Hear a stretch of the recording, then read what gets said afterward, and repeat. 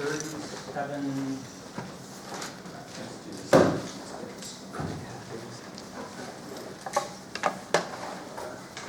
50 and 51.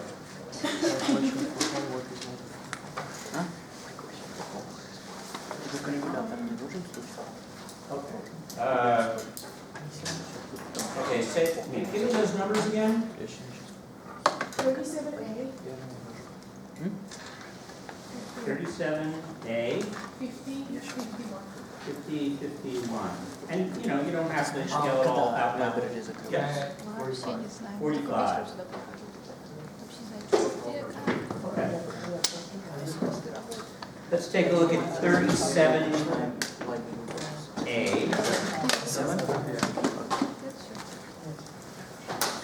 37A is 37. There's 3 parts. Finding the Oh, I see, yes, okay. Can you just do all of them? Or like all of 37, like A, B, and C? Yeah, okay.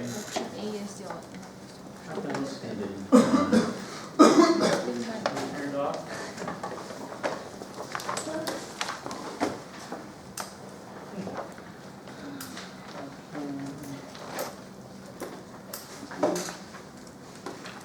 I want to be able to see what you're seeing. That's why I'm fitting. I don't know why this is going on.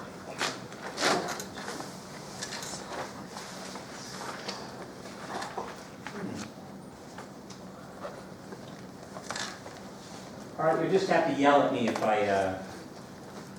mess this up, as I want to do. Where is it? There it is. Okay. So find 3 angles between 0 and 360 with the same reference angle. Okay. You're given the cosine and sine value for the endpoint of an arc. Find the cosine and sine values for each angle found in part A. Draw a diagram that shows all 4 angles and their cosine and sine values. Okay. Let's see. So the first one is 53 degrees. So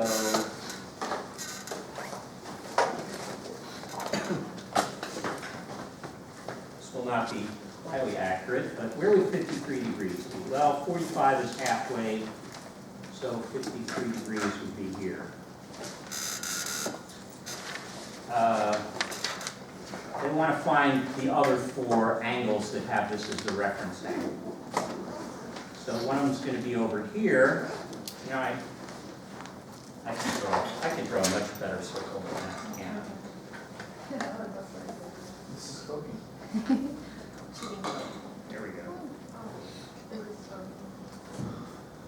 So 53 degrees, and then this is going to be what? 180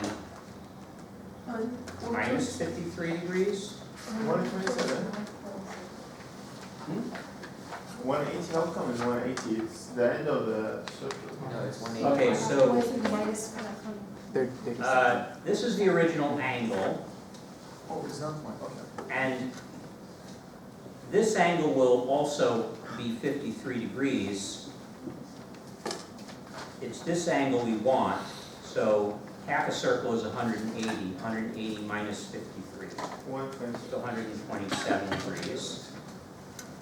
Now, this is another angle whose reference is 53. This is the angle plus 180. So 180 plus 53, or 233 degrees. And, this angle here, this is actually negative 53 degrees, but they want it between 0 and 360. So if I add 360 to minus 53, I'll get 307. Does that sound right? Yeah. Okay, so let's see. Did I answer all the questions? Find the 3 angles. Find the cosine and sine values for each angle. Okay, so these are not angles that we can get an exact value for, so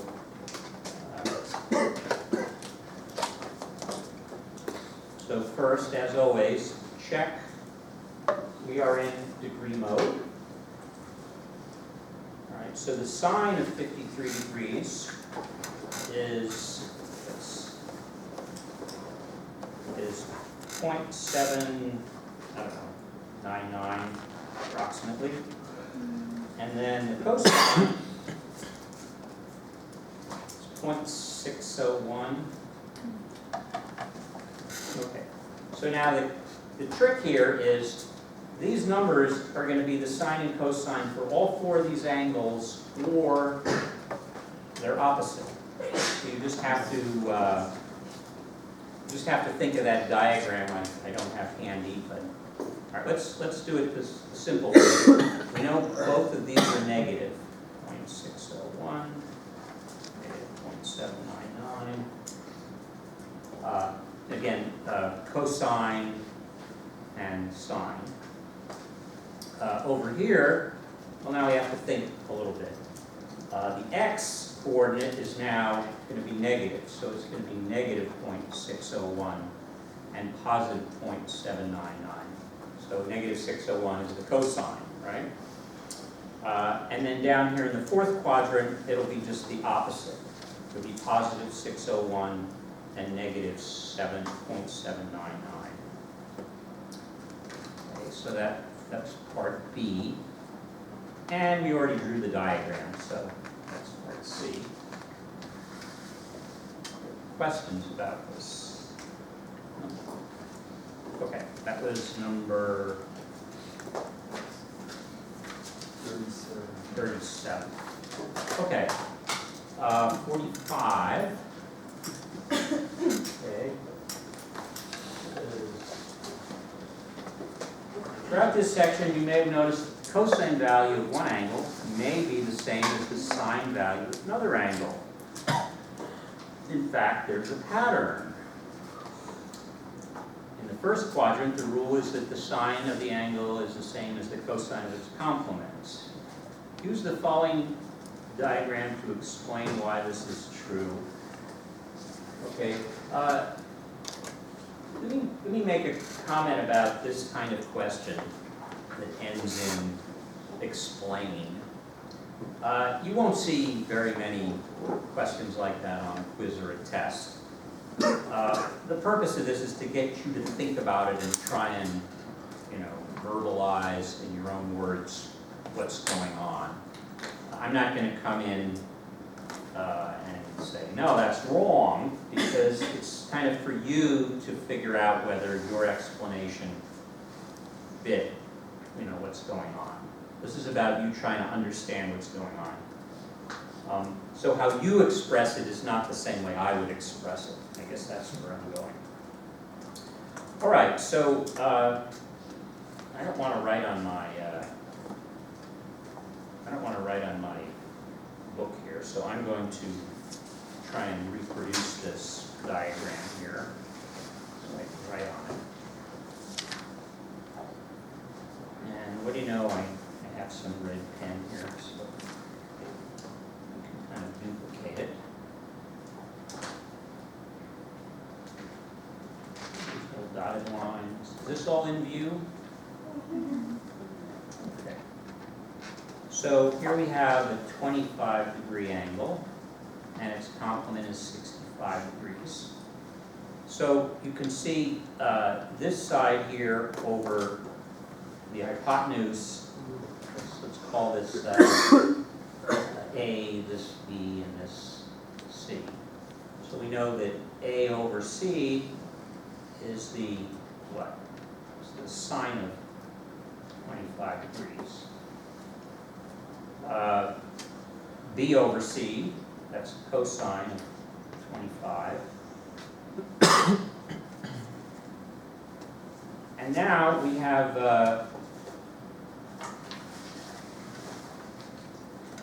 an angle here.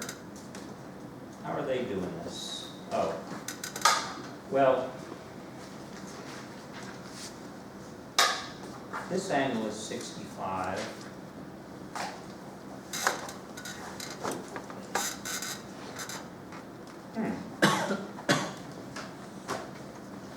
I mean, I know that this angle here is 65. 65. Anyone recall why that is? This angle is 65 and this is 65. It's from your geometry, they're opposite The parallel line. interior angles, right? Because these lines are parallel. But why is this 65? I don't know, sorry? How could it be 65? Hmm? There is a, Well, it's 65 if you started at the initial line, right? This is 25, That's this is 25. 65 because it's complementary. This is a right angle here. I guess, is it just coincidence? There is a- 50, there is a harder way around it, but it proves everything. If you prove that the two triangles are exactly similar, you can say that the sides of them are exactly equal. And then yeah, the ratio of the sides are equal as well. certainly. Wait, are you talking about this triangle? Yes, that triangle and the other triangle that the Yeah, well, hypotenuse is. I think this is given 25. Yes, yeah. So therefore, this is 65. You don't need that. This is 20, you don't need that. Um,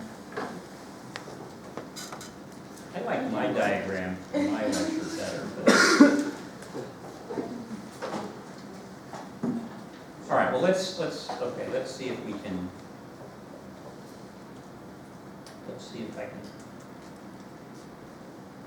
stop thinking out loud and think quietly and see what's going on here. I'm just hung up on why is this angle 65 degrees? I don't think That's it's not that angle, it's I'm sorry. a Oh, lower that angle angle in is- entirety. Oh, okay. That makes a lot more sense. Also, Right. I'm sorry. I mean, this angle clearly is 65, right? Because it's also complementary, right? But they've set it up so this angle is 25, so this is complementary to it. So, okay, that's why. Good question. Yes. The prime sign, I thought it was opposite over the hypotenuse. Yeah, adjacent to it. Or is The that sign right? is the, okay, there we Or are go. those abbreviations for something else? So, we'll forget the toe. Alright, So now, sine is opposite over the hypotenuse. okay, cool, sorry, I didn't see what you meant by AB, so that's why So, I'm yeah, confused. A over C and B over C. Alright, cool, sorry. Okay, so clearly, in this other triangle, since they're both radii, we can call this C prime, right? That's the same height.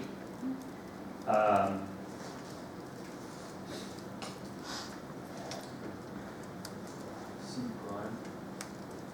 Yeah, I guess my diagram's getting a little ugly here. C Is that- prime Is is, that in the book, the prime, the term prime?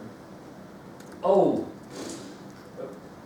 prime, this is not like some mathematical symbol meaning, do this or do that to it. It just, I'm just saying it's the same length as C. I don't want to call it C because I've labeled this one C. I'm just saying C prime and, the length of C prime and Could you C write is, and as a side or a call out, do like a prime symbol, because I can't really read that. Is there a symbol for prime? yeah, it's just a little tick on the letter. That's it, okay, so, okay, all right. It's just, they're different, okay, digression. In mathematics, you run into a lot of symbols. For example, if you have an A in an equation, typically in geometry, you see primes a lot. And what you're saying typically is A and A prime. They're not the same line segments, let's say, But they're like but similar? they're the same length, Okay. right? Other things like you'll run into, you'll see X and we'll put an index on X, X1, X2, It's just another way of creating a variable. Okay, And I understand. in different contexts, we'll use different notation because For convenience? for convenience, that's because it makes it easier to understand. Like in the case of indexes, well, here we've got a bunch of indexes, a bunch of x's, and we think of them as 1, 2, 3, 4. For example, usually we talk about x and y coordinates, but if we had 3 coordinates, we have x, y, and z. But when we get beyond that, now it gets a little tedious. We have to keep coming up with letters, so we might say x1, x2, x3, up to x to the n, right? So, okay, so I don't want to confuse people with the notation. Stop me if I ever write something that's not that familiar, but, all right, let's see if we can make my ugly diagram fit here, fit the problem. Well, okay, I feel like I have to, it's too ugly, I have to start it over. All right.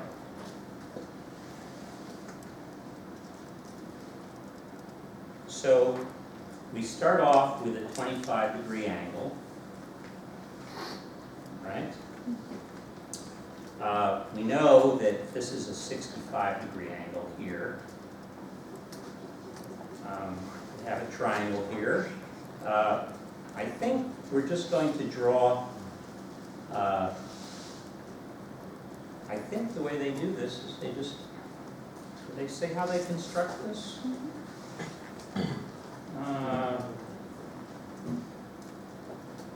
See, that's the whole thing I'm running into. They didn't really say how they decided that, but let's just draw something here where this is 65 degrees, complement, therefore this is 25 degrees. Whereas somebody spurted this out, reported this out that yes, these two triangles here, we'll call it ABC and A, we'll call this B prime, C prime, right? ABC and AB prime, C prime are congruent, so their angle's the same, the lengths of the sides are the same, right? Yeah, but if you draw a different triangle, you can actually prove the fact that is given here. So from B prime, a right line to A, yeah. From B prime. Would you just come up here, because I'm going to give you blue, go ahead and, Okay. Oh, this is weird. Oh, okay. so,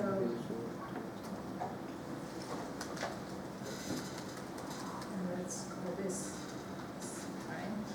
So this is a 90, this is a 90. So these two angles are equal. Right. This is a 25, this is a 25. Oh, that, you're saying that triangle is. Yeah, and then this one is a 65, and that one is a 65 as well. And so we know, I agree with that, I just don't know, how did they come up with this point here? oh, this is a 65 angle, they opened it, and this is the radius.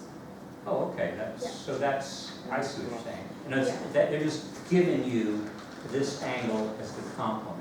Yeah, Yeah. so they are giving us 25, and they're giving us 65 here as well, they're not complementary. Okay, so now you have these triangles are congruent, Cool, yeah, and then so we know that the sine, and then yes. we can see since this is a rectangle with a diagonal, these triangles will be Yeah. congruent, right? Yeah, well, the main point is to prove the 65 and 25 are like, The sine and cosine are, so it doesn't matter if this is 65 or that 65 is, so should I continue or? or go right ahead. So we know that the sine, Maybe we should use the lengths, and we'll get to the, Yeah. we'll get to the signs in a second. Use the I was length. going to use the name of the angle and then equal it to the sides. Okay, go ahead, go ahead. So sine of, A C prime equals to, this angle, the 25-degree angle. yes, this one, opposite to hypotenuse, which is, AB prime, okay. and then the cosine, I'm talking about this triangle here, the cosine of, VAC or A, VAC, right, is equal to BC over AB. and we know that AB and AB prime are equals, and because we know the triangles are equal, we know that this line and this line are equal. Therefore, AC prime, You have to move it up so everybody can see. therefore, AC prime. You have to move it even further, that's so they can see, okay. This is hard.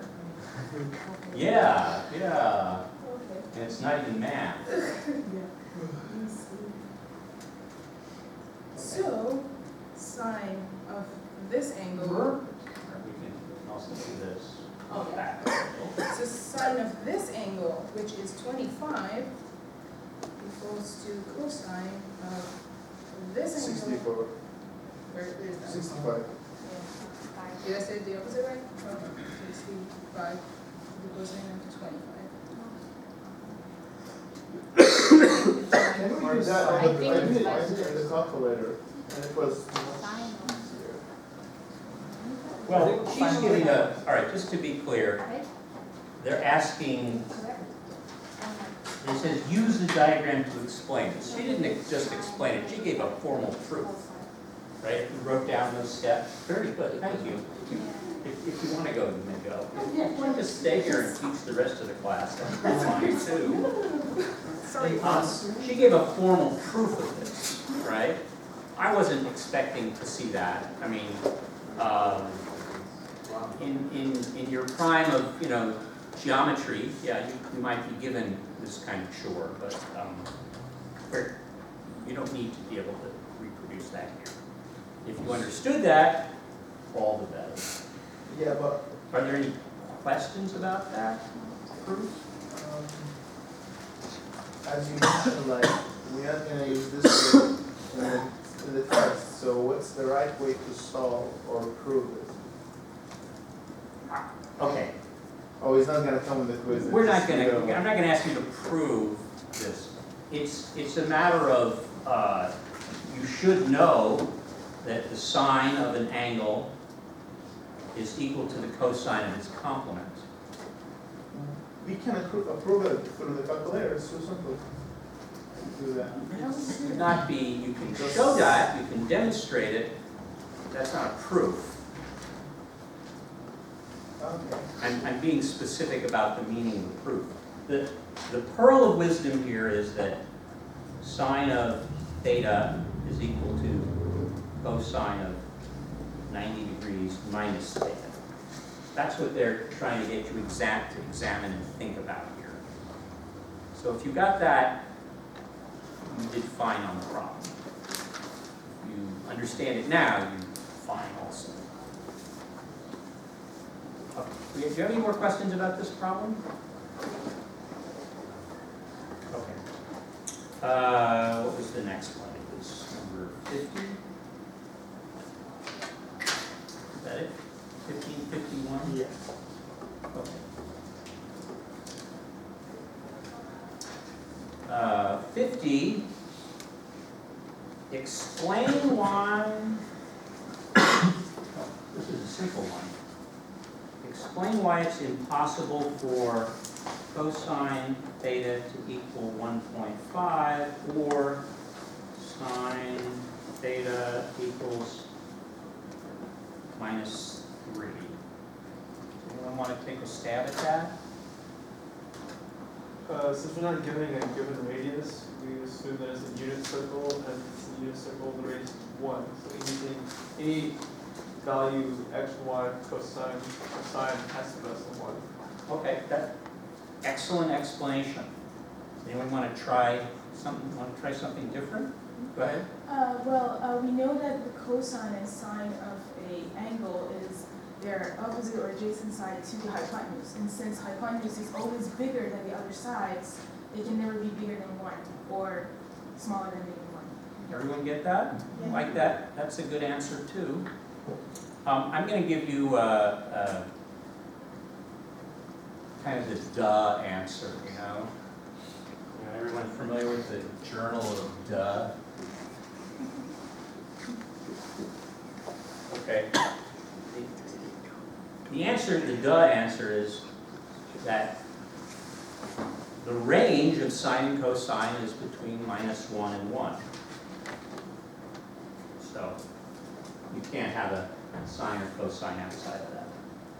That's not a very good answer because it doesn't really tell you anything. I like your answers better because they, you know, they give you a feel for why it is.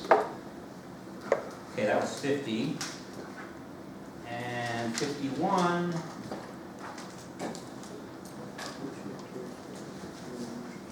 Okay, cosine and sine functions are periodic, meaning their values are repeated at regular intervals. Explain with reference to the unit circle why these functions are periodic and state the period of each function. All right, someone want to try this? Okay, that's fine. I'm just going to, again, I'm going to give you the way I look at it. Okay. So the way we've defined it, we have an x and y coordinate on the circle, and as that point goes around, it achieves these different values of sine and cosine, right? But once it's gone around once, the next time you go around, you run into the same values. They repeat at a regular interval. You could also go backwards and you run into the same thing going backwards. So the period is just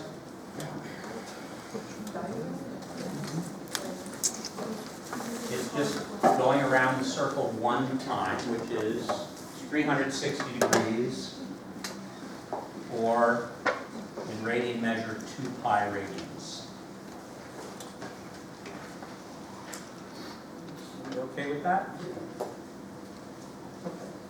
Again, you know, we're looking here for you to think about the question, and therefore, you know, if you kind of understand what we've talked about, you've been successful. Okay. Any other homework questions or details? All right. I want to digress a little here.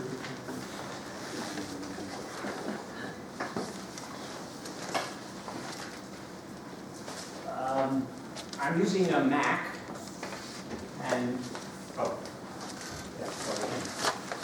Macs all have a nice little program that I'm going to use here called Grapher. You have a Mac, you have this program, and you just type in an equation and it graphs it for you. It's very nice. I have a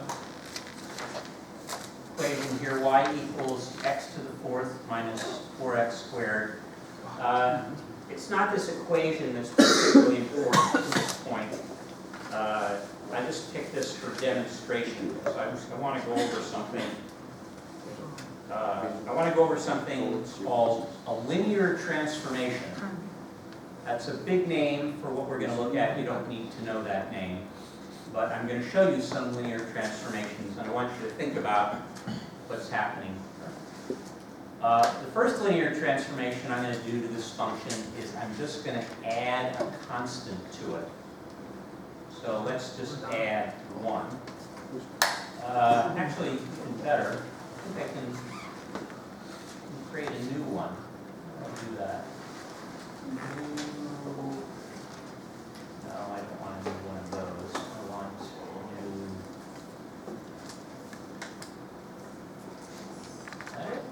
No, not new. Where are you? There's no way to do a new equation. Equation, new equation. All right. So the new equation is going to be x to the 4th minus 4x squared, just like the other one. Now, I'm going to say plus 1. You have x4. Yeah, you gotta be careful. Here we go. Okay, what happened there?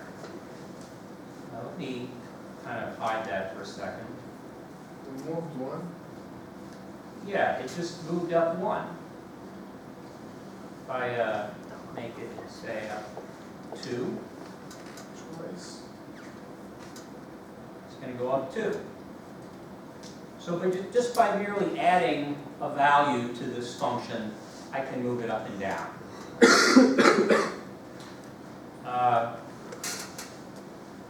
That's not a big surprise. All right, let's try something else with it. Instead of adding to just at the end here, let's see if I can. Oh, okay. I guess I'd be better off doing a new equation. Huh? So now what I'm going to type in is x plus 1 to the 4th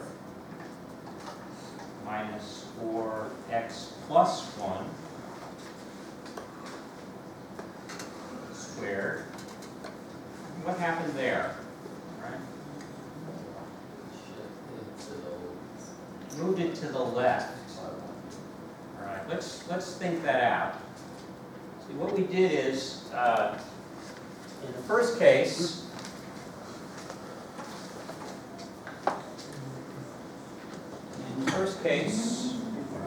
we took a function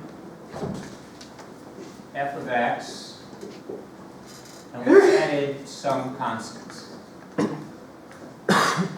And we found that moved the function up or down, depending upon whether c is positive or negative. Second case, we actually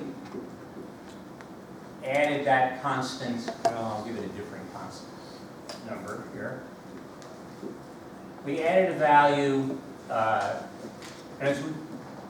we changed the function instead of just being an x, function of x plus b.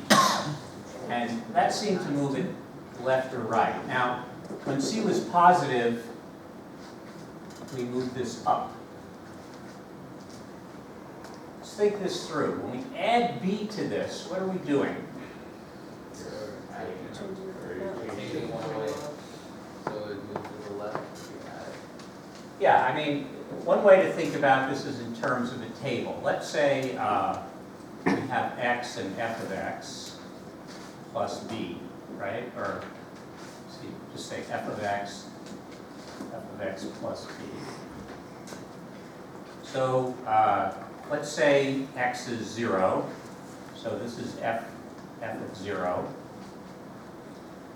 And let's make this 1. And then this is f of 1, right? So now x, we're taking it from f of 0 to f of 1, right? Well, I guess the question is, what does that do to the function? Changes the input. Right? F of 1 was over to the right, and we kind of moved it to the left.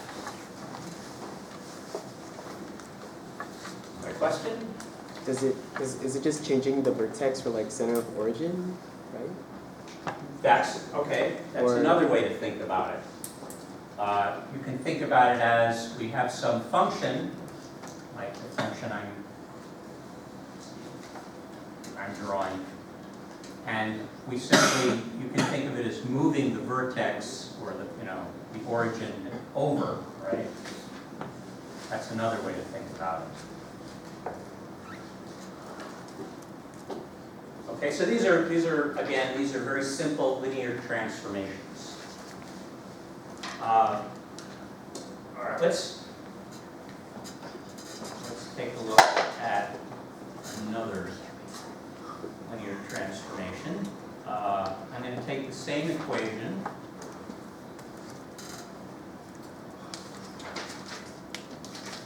x to the 4th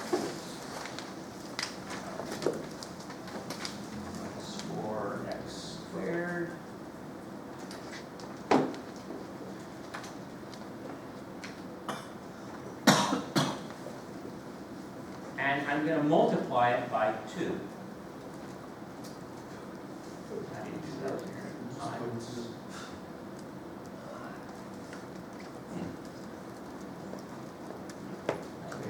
Oh, well, we can just be simple here, right? Okay, what is that? I kind of stretch it. Maybe if I stretch it a little less, it'll be more obvious, right?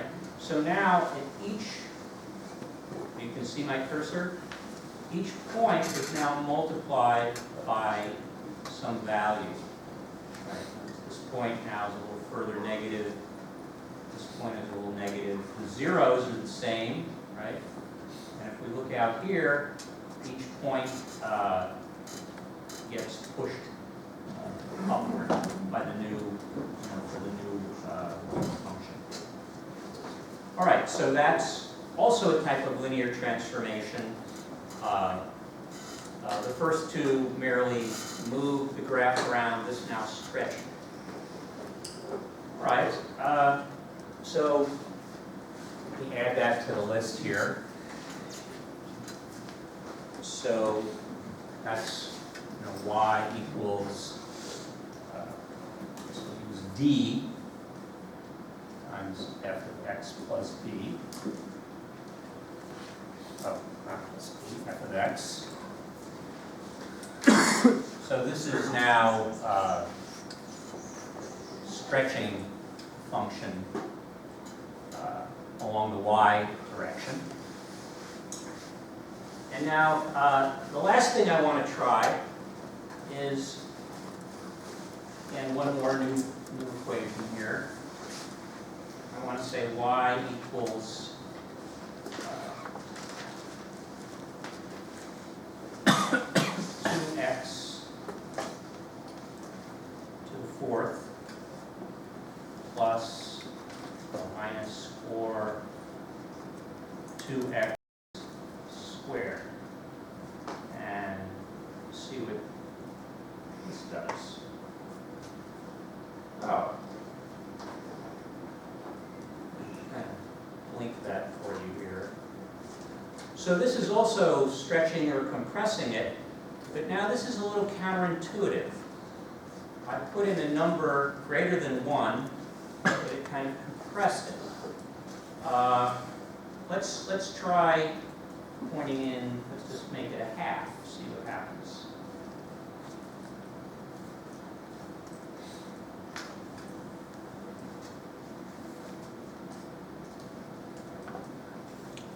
Okay, so if I make that number smaller, it stretches it outward, right? Again, what I'm doing here is, y equals f of, running out of letters here, e times x, right? Where everything else here is kind of, well, this is kind of as you would expect. You add a number, it goes up. Here it's a little counterintuitive. You add a value to x inside the function, and it moves it to the left. Okay, it's a little counterintuitive. Here we multiply the whole function, stretch it. Here, if we multiply by a number greater than 1, it kind of Compresses it, right? What makes it compress it? It kind of compresses it, squeezes it.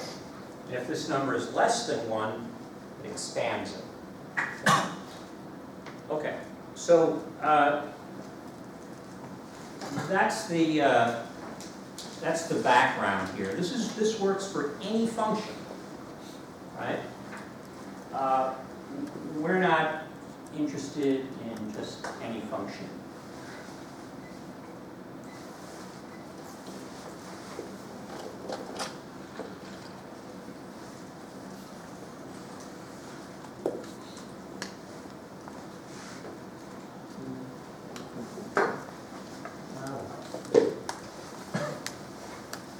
There it goes. Okay.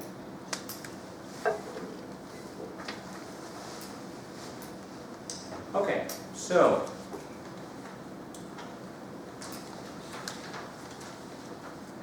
we're interested in the sine and cosine functions.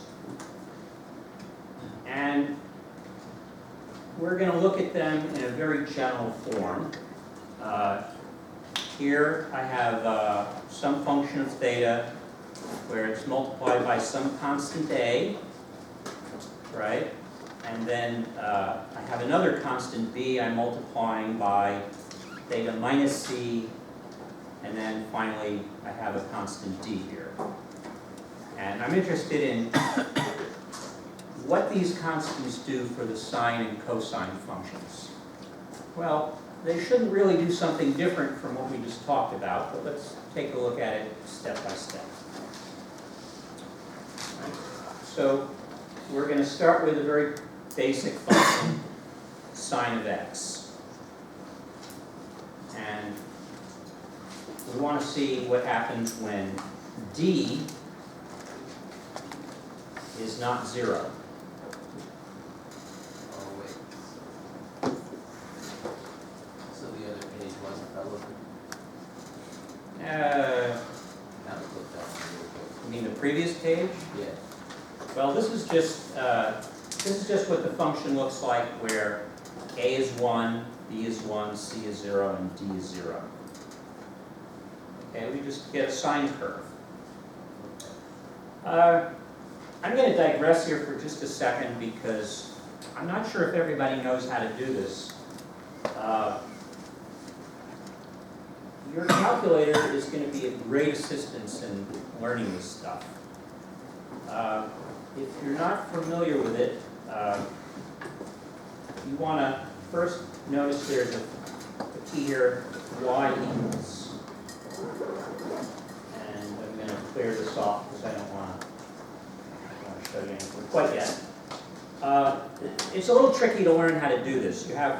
We'll go over some of the details, but let's just start very simply. We're going to say sine of.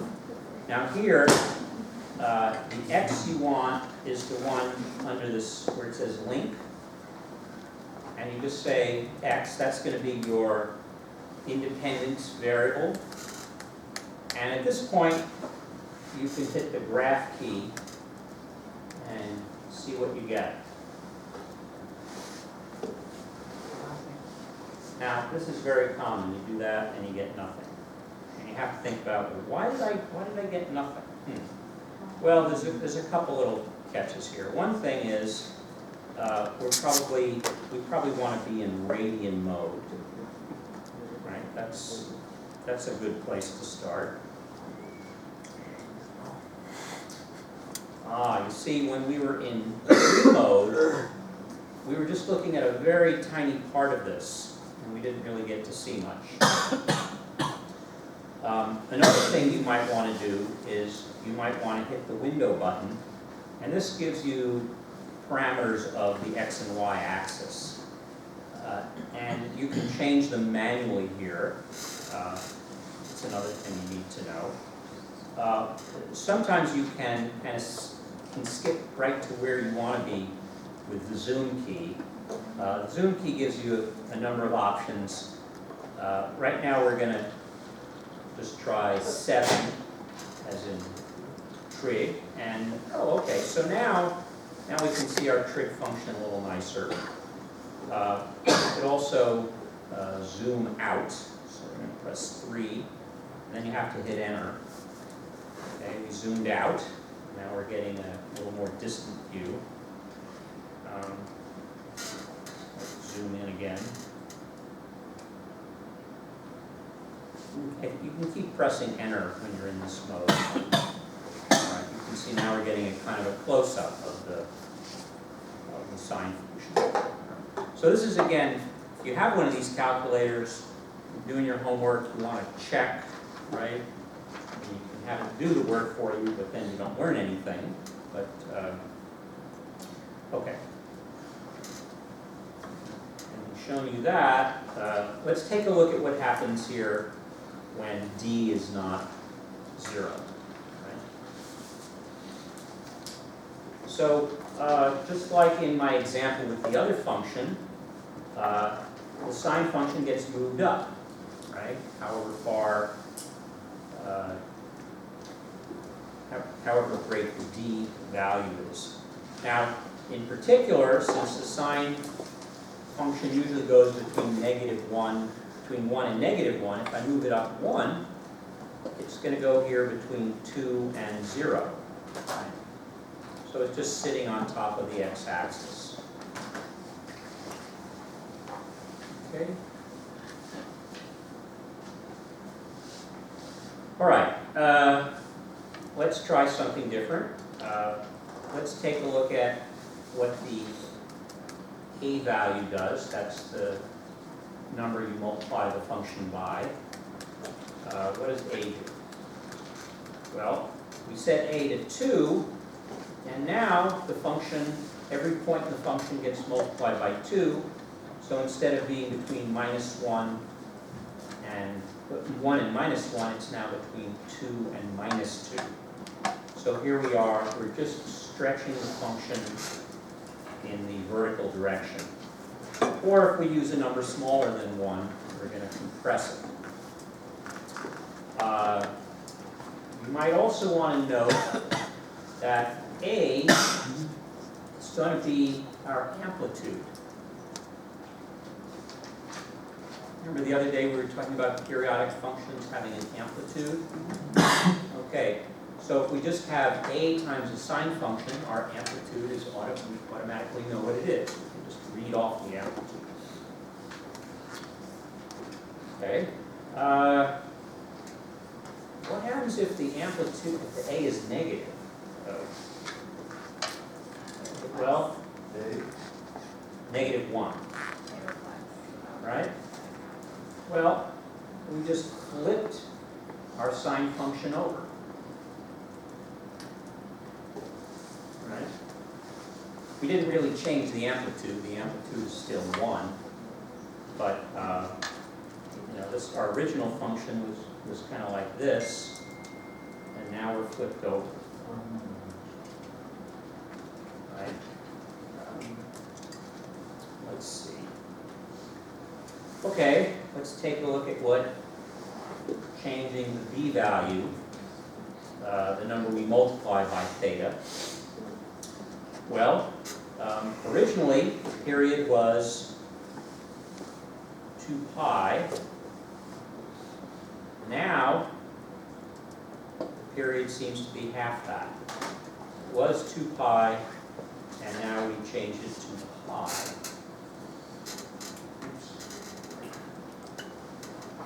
Okay, this actually tells us something important.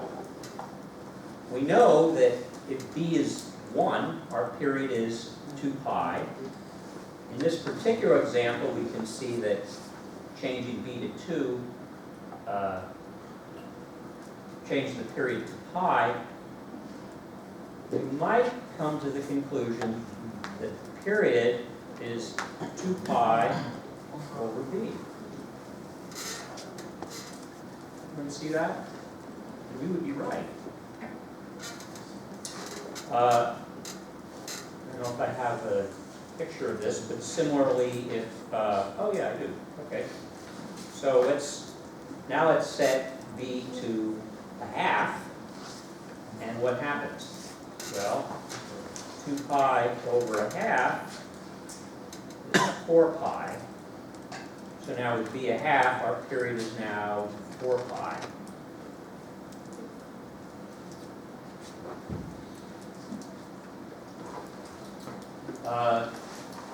Just want to clarify something here. If the period is 2 pi over b, what's the frequency?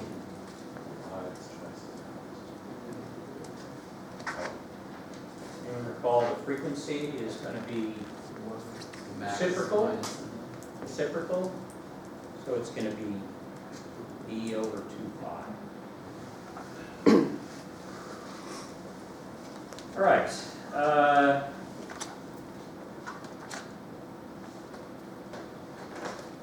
What happens when, and I did this very specifically, instead of adding c, I'm subtracting c, because remember, if you add, it's going left. But if you subtract, c is the amount we're moving to the right. So this function, I guess I added pi over 4. Originally, this was the origin, and I moved it over pi over 4. This is what's known as a phase shift. It's a horizontal translation. It's a linear translation, but it's specifically known as a phase shift when we're talking about periodic functions, especially a function like the sine or cosine. Okay. Here's something kind of neat. If you put in a phase shift on a regular sine function of 3 pi over 2, what happens to the sine function? It's just a cosine function. This is exactly what the cosine looks like. In a way, these two functions, you know, we have a definition from our geometry or trigonometry that has to do with, you know, opposite over the adjacent or opposite over hypotenuse or adjacent over the hypotenuse. But really, the function you get is pretty much the same function. I have a little animation here that I think is kind of fun way to see that.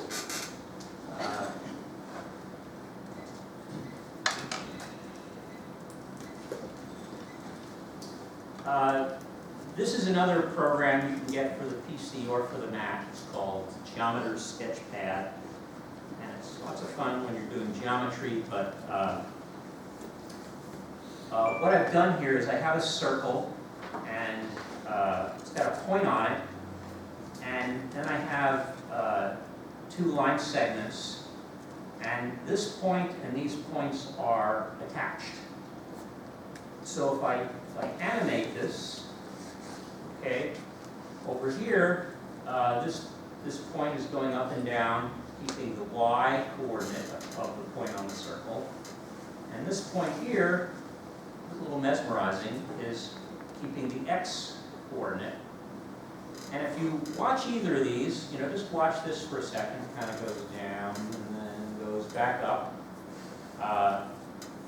You'll see it has kind of a rhythm to it. And the point on the horizontal point has exactly the same rhythm. But if you look carefully, you'll notice they're a little out of sync. Right? This hits the bottom, then this hits the bottom a little later. Hits the top, this hits the top a little later. That's the phase shift. Okay? And then this is just, I mean, this should be obvious right now. Here I have, again, I'm gonna animate this point. It's gonna go around in a circle. This point is gonna head to the right, kind of like a tape recorder. And we're gonna see what happens. Sure enough, the y coordinate is just going up and down in this sine wave we expect it to have. And then Geometer's Sketchpad is dumb and it just reverses it. So maybe about that. By the way, this is when you have a pattern like this that goes back and forth. I think this is called a. I was going to say it's a Lissajous figure, but actually it's not quite. Something else. Okay. All right. Any questions so far? Okay, we're getting close to the break here.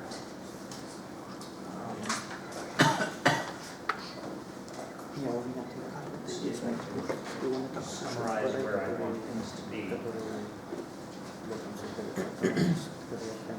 Okay, the last thing I want to do is I want to go back to, again, this general form here. We took a look at each of these individually, but if you think about it,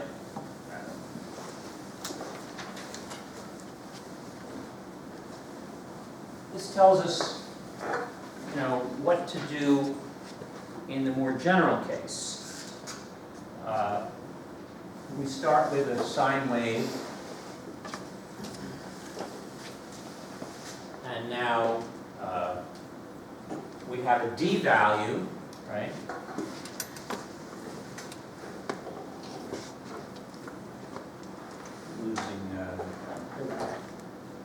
We have a d value, we know we'll move it up, right?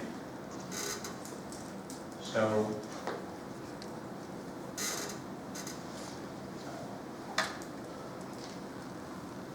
kind of like this, right? If we have a c value, remember we're subtracting c, we're going to then move it to the right. We're going to get a phase shift.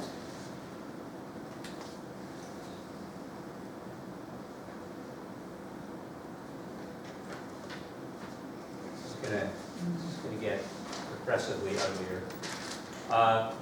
Maybe what I should do is first, introduce an a value, amplitude, right? So we could have an amplitude increase. Maybe we increase the b value. We increase the b value. Frequency is going to increase. And then we can again move it around with the d value and the c value.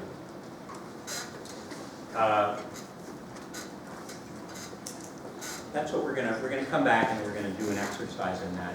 Doesn't everybody take a break now? If you had some homework you wanted to turn in, bring it up. If you had questions, bring it up.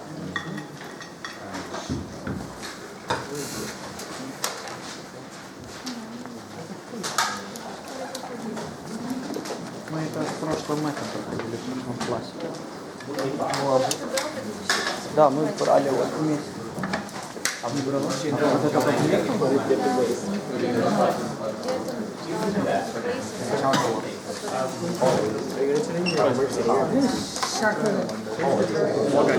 I'll have number one. Here, do that.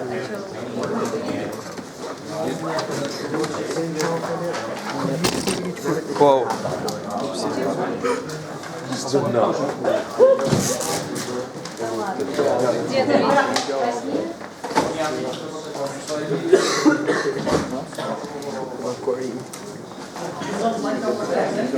I want to dip. I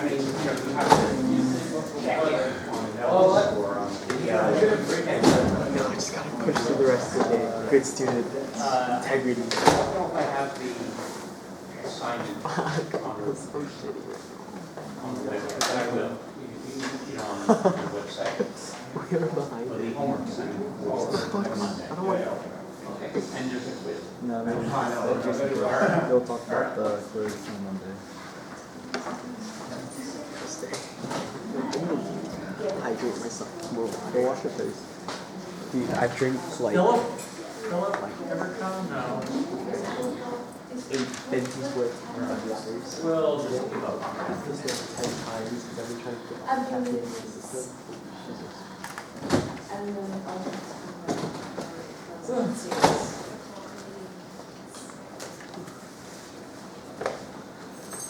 Is Xijing here? Xijing Yao?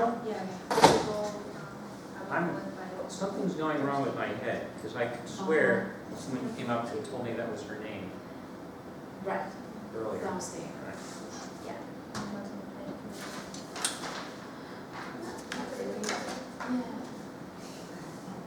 You guys thanks for helping. How about you?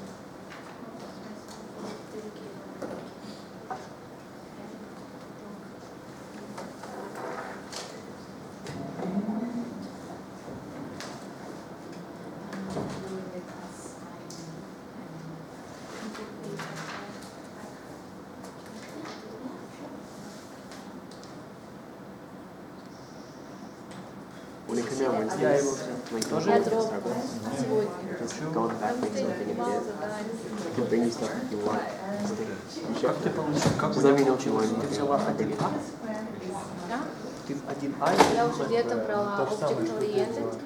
а в этом взяла, в этом семестре взяла вот этот Intermediate. Думаю, что он будет такой же легкий, как летом был. Ты у него у этого же брал? Да, нет, я брала Heidi Gentry первый. У которой аватарка шапка М? Да, Ну да, наверное. я взяла. У этого немного посложнее. Вот я думала, зачем я взяла математику, надо было мне взять класс. Не, оно на самом деле, ну да, Потому что надо я понимать. понимаю, у меня вообще бэкграунда нет, и я Ну просто вот это, спрашивала. вот это та И я его сейчас делал. я сделала Option A сделала, и Option B у меня была проблема. Не, подожди, в этом нет option. Это тебя, ты сделала класс карт, Или deck я сделала, а вторую часть я не ты не понимала. могла дать. Первый assignment это класс карт и класс дек. Дек это, по-моему, второй или третий assignment.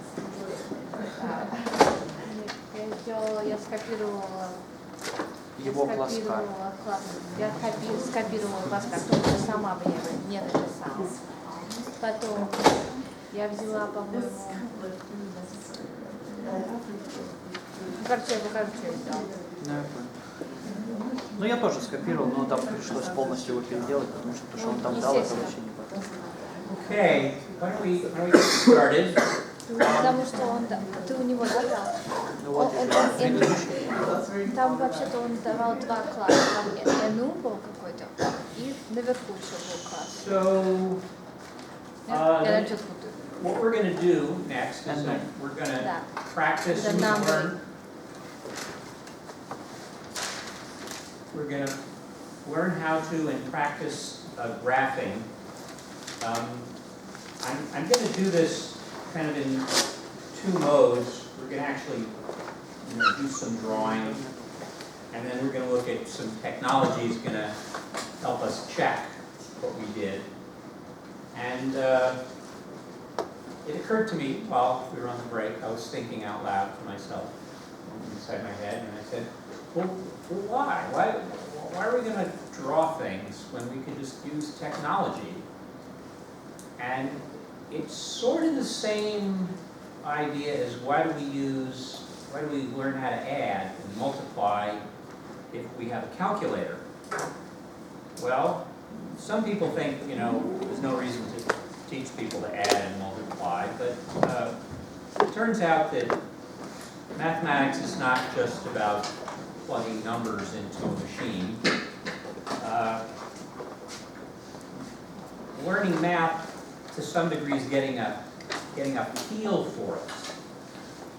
And just as you kind of have to learn your multiplication tables to get a feel for numbers, we're going to learn to graph so you get a feel for these functions. I have no problem with the idea that you're going to graph something and then you're going to check it using some technology that doesn't make mistakes. I think it's important that at least until we get to the quiz, that you not just jump and use the technology and say, there it is, there's the graph. Okay, let's take, I'm going to take a problem here. Can everybody see both of these, or should maybe I should do this? I guess I can.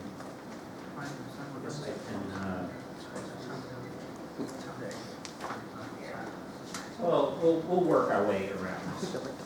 Okay, so here's the problem. I want to graph the function y equals 2 sine x minus pi over 2. And I have in my head an idea of what a sine function, sine curve looks like. But how am I going to draw this? So I created a little grid here. Probably would look nicer if I had some graph paper, but this will do. I got some graph paper. Thank you. I'm actually happy with what I did, but I appreciate it. So the first thing I really want to do, I know that my sine curve at 0, 0 starts, and goes up and kind of comes down in one period. So the first thing I want to do is figure out where is my origin? Where am I going to start from? And since I have no D here, right, my y, my y coordinate is going to be 0. This is going to have a midline of 0. But because my c is not 0, it's going to have an offset of pi over 2. So that tells me that the sine curve is going to start over here, right, at pi over 2, 0, at this coordinate. The next thing I might do is I might say, well, what are the boundaries? What are the upper and lower boundaries of this, the range? And I look and I can see my amplitude is 2, so it might help my drawing if I just kind of put a little dotted line here, something so that I know where things are going. In this case, my amplitude is 2, so it's going to go between 2 and minus 2. We'll talk about, we'll do an example where you actually have a D value and you have an amplitude. All right, so the last thing is I want to look at what is the period, right? Well, I don't have any number in front of x minus pi over 2. So my period is going to be pi over 2, right? Pi over 2 over that value, which is 1. So I know that I'm going to go from pi over 2, 3 pi over 2 to 5 pi over 2. That'll be my whole little curve. So let me stop being a math professor and become an artiste. So I should say I know it's going to go through the x-axis again. That's where I'm going to cross. It's going to be 3 pi over 2. So there's one hump, I guess, one camel hump, and then 2. At that point, I might want to continue my diagram, off to the negative, right? Or I might want to draw, another period. Okay, so I've drawn my graph. Now I'm curious to know, did I do it right? So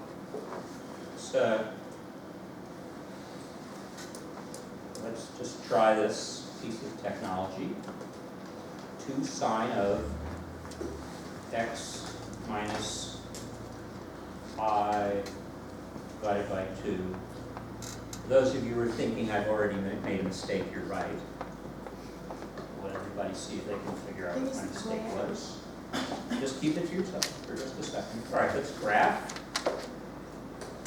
Professor? Yes? There's a glare. I can't see anything. Oh. Yeah, I'm looking from the right. Oh. I think the projector, yeah, there's a projector inside here. There you go. Perfect, there. Okay, all right. So you can see what you have. You sure that's not the overhead line? No, there is a one small tiny inside. I don't anybody get scared.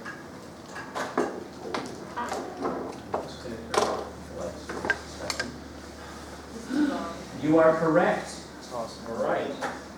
No. All right. So if I do it down here, okay. Now let's try that zoom 7. Okay. Zoom. Sometimes I don't know if I'm wrong here. I don't know if you can see there's a little thing going on over in the upper right. Sometimes these calculators, you just give it numbers and things are wrong. And the only way I've figured out to get going is you turn it off. Turn it on again. Let's see, where are we? Graph. There we go. Okay. Oh. It doesn't. I didn't do something wrong. Huh? What mode Oh, I'm in radian mode. I thought I was in degree mode. All right, well, now I'm gonna have to show you the mistake that I didn't make. So if I try and graph it now, oh, it doesn't look too good, does it?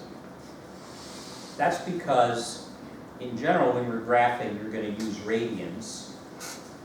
You know, radians are or how we're using this. You can tell because I'm using a radian offset, not a degree offset, right? But again, we go back. Do it again. You probably can't see it, but there's a little line here telling me it's working. It's hard out and it's not working. So turn it on again. There we go. Okay, so How did you make it super slow? that doesn't look right, does it? That doesn't look like my function at all. Nice. Yours is not the. Oh, because I'm still in degree mode. Okay. Do you know how ours, like, okay, so that's how we started with here, right? At the pilot. Ah, very How do you strange know, things going on. like, how far you're supposed to go from here to here? Let's, How did you make it like that? I don't know how I did it. Technology is so fun. There we go.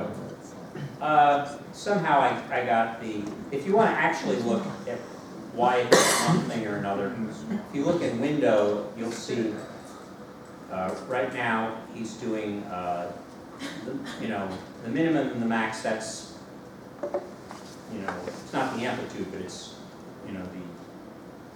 how far he's going to go. He's going to go from -2 pi to 2 pi. And then in the y direction, he's going to go from -4 here to 4.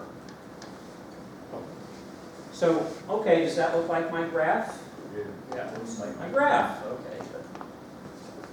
Maybe you don't have a TI calculator handy, but if you have a active grapher. By the way, I'm sure there's a Windows program that you can get for free. It's the equivalent, right? But let's go ahead and give this a shot. The sine of x minus, well, we're just going to say 3.1415 sine divided by 2. Okay. All right. So let me zoom in on this a little. Looks like we got it right. Okay? We figured out how to draw it, and it came out right. All right. Let's try another one.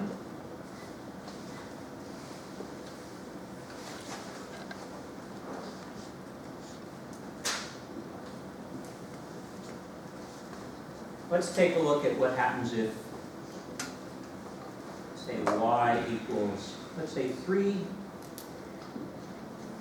cosine x minus 4. All right? So I'm going to draw my graph a little bit off. And let's see, 1, 2, 3, 4, 5, 6, 7. Who knows how far I'll have to go. Okay, so my origin is 0, 0. Oh, I'm sorry. My origin is going to be what? It's going to be -4. It's going to be -4. Or 0, -4. Yeah. Because it's the It's y going to be intercept. 0, -4. Okay. I'm not doing a phase shift, right? So it's going to be, right? But this is not a sine function. Sine function kind of looks like this. Cosine function, it's just a little off. Off a phase. Okay. So I'm going to start here. And now again, I want to draw those boundary lines, right? So I know amplitude is 3, so let me go down 3. 1, 2, 3. Let me go up 3. 1, 2, 3. And I should have, say, pi and 2 pi. So that's going to be, since I'm not multiplying x by anything, my period is again 2 pi.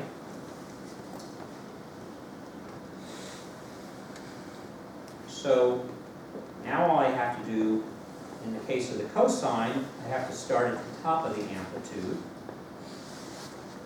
Let me draw the midline here. I'm going to go through the midline between 0 and pi and 2. So I'm going to look sort of like this. I'm going to hit 0 here at pi. I'm going to come up. Not 0. At pi, I'm going to hit the bottom, and at 2 pi, I'm going to hit the top again. Again, I can continue the diagram in either direction. Is the intercept not part of the graph itself? I'm sorry, is the intercept not part Part of? of the line, the cosine line itself? Rephrase the question just slightly. So 0, -4 isn't like a point in the line, is what I'm asking. Oh, yes, that's correct. Now, if this was the sine curve, it would be, Okay. right? I did that, I intentionally did not use the sine this time, so you can see that. Were you Cindy? Easy. Easy. Oh, you're Daisy. Okay, I'm sorry. I'm still getting people confused. All right. Well, let's, again, let's see what our technology can do for us. 3 cosine, again, it's this little x guy here, there's another x somewhere rolling around here, -4. And, okay, so you can see immediately the problem here is that this is kind of off the bottom. So there are various things we could do about this. One is we could go in here and we could say, all right, we really want to go, what did I do on mine, -8? Well, I'm just going to mention this, and just in case people aren't familiar with these calculators, you'll notice it looks like 2 negative signs. There's the minus and the minus. And if you use them incorrectly, funny things happen. This is the number, this is the key you put in front of a number, which means it's negative. This is the operation minus. We can't use them interchangeably, like we always do. Right? Just something to keep in mind. So I want minus, I'm going to say -8, and I'll just leave this at 2, and okay. And this, get it out of the glare, kind of looks like my graph again. Again,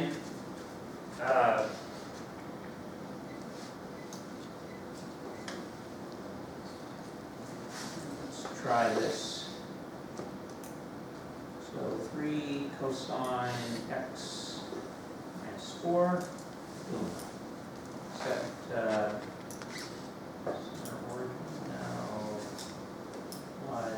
I think of a magic button. I guess I'm just going to zoom out. All right, so there's my cosine. It's kind of pushed down 4, and it's got an amplitude of 3.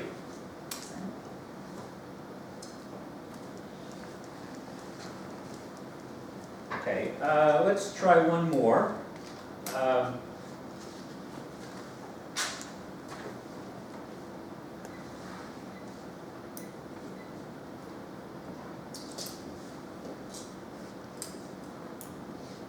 Okay, let's try y equals minus sine of plus pi over 2 plus 1. Okay. We're going to do one more after this, just for the fun of it. So I know this is going to kind of move up a little, and I'm really not messing with my period very much, so. All right, so again, I have to figure out where's this thing going, where's this sine curve going to start? Right? So the 1 tells me that the y coordinate is going to be 1. And now we've got x plus pi over 2. So what's my x also going to be? Your x offset, Yeah. Notice where's the origin it's of gonna this? move to the left Yeah. by pi over 2. Yeah, minus pi over 2. So actually, I need this part of the minus pi. So here it is. Here's minus pi over 2, 1. Okay. So that's going to be my midline. My amplitude is Negative amplitudes. Now, I guess I should correct the statement I made. I think I said something like, I said A is the amplitude, but that's not actually correct. The amplitude is the absolute value of A. Amplitude is always a positive number. plus So we- minus 1. So in this case, the amplitude is 1, right? So on either side of 1, that's going to be where this, I can't make a dashed line here, exactly, it's on the x-axis. So why did you choose from 2 to 0? Why from 3 to 10? Why did you decide to do Why did I pick those numbers? So we can have some practice with some examples. that? No, I mean 2.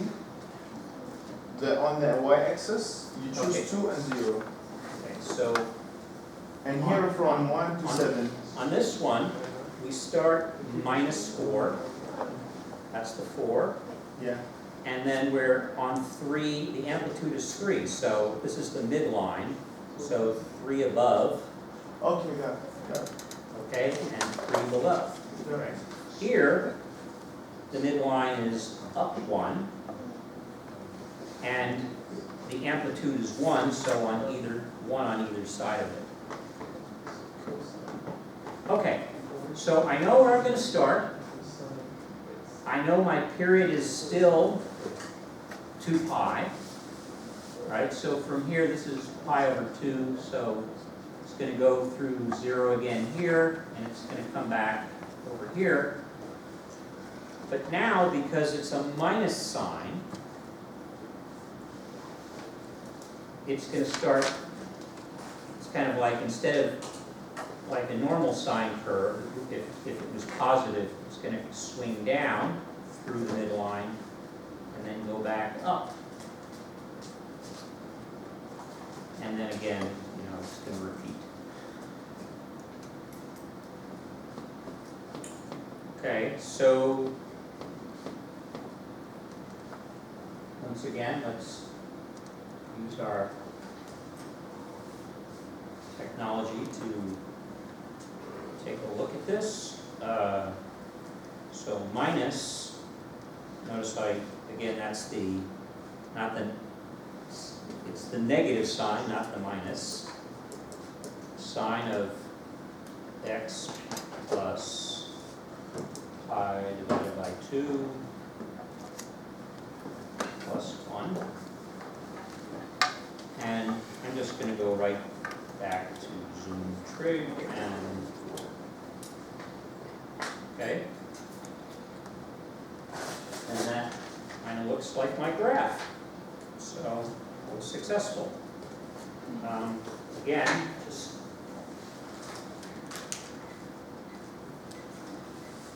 give us one more perspective on this.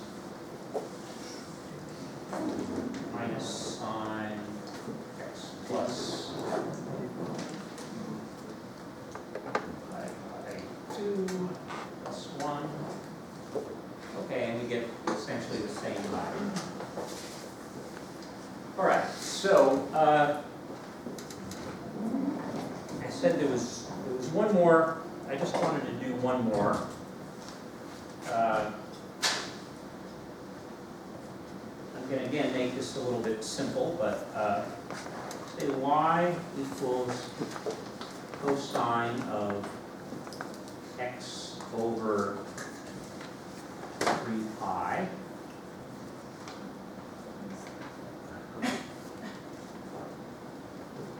Now let's make it even simpler. Over 2 pi. Yes. Oh. Oh, thank you.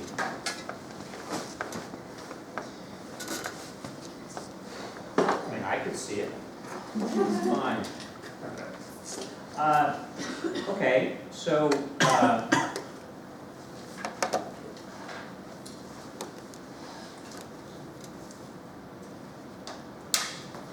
again, this is going to start.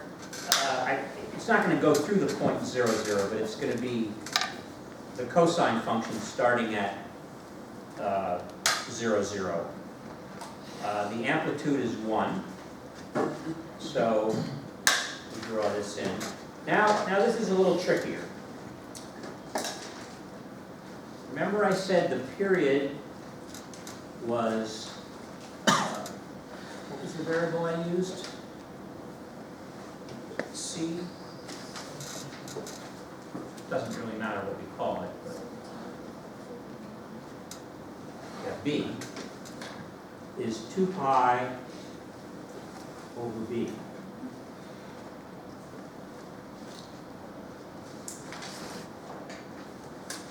I guess that's not really what I wanted to do. I said I wanted to say 2 pi x. All right, there we go. So if the period is 2 pi over B, if B is 2 pi, the period is just going to be what? 1. Period is going to be 1. All right, so that tells me that one period is going to go from 0 to, I'm going to have to draw my axis out. Okay, so again, it's just a cosine again, right? It's going to start up here at the top, go through 0, hit the bottom here at 1.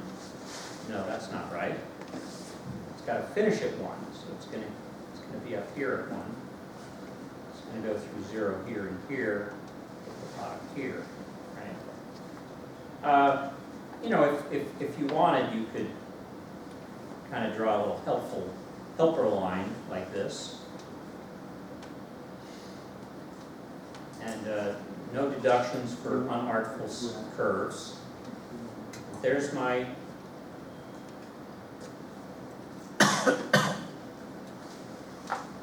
cosine function with a different period.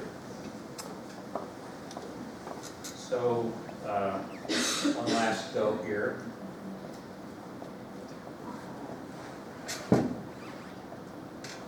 Cosine of 2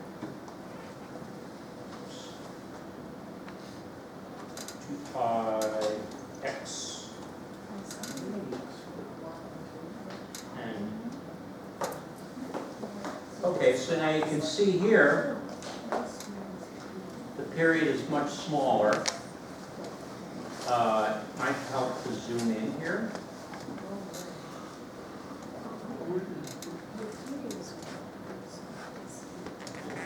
So we're going between 1 and 1. Now the period across here is also 1. So it's kind of squarish.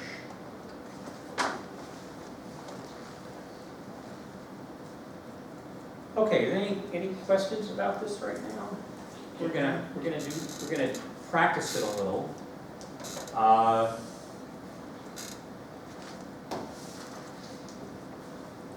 have some nice graphs here. You can try this on. Pass these out.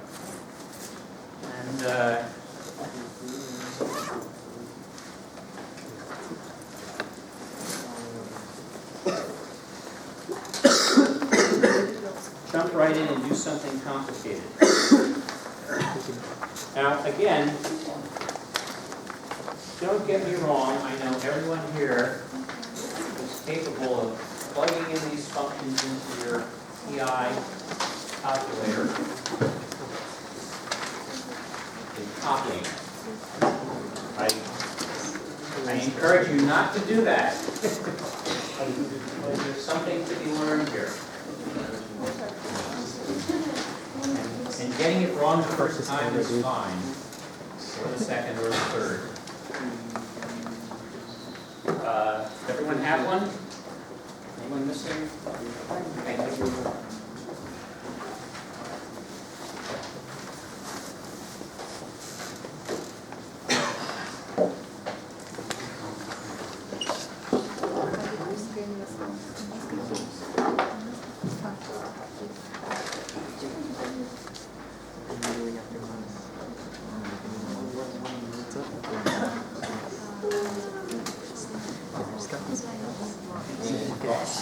Because it's waterproof. Like if it's like if you put water on it, it just flows right out. It's hospital. But then I had coupons published. It's like a joke.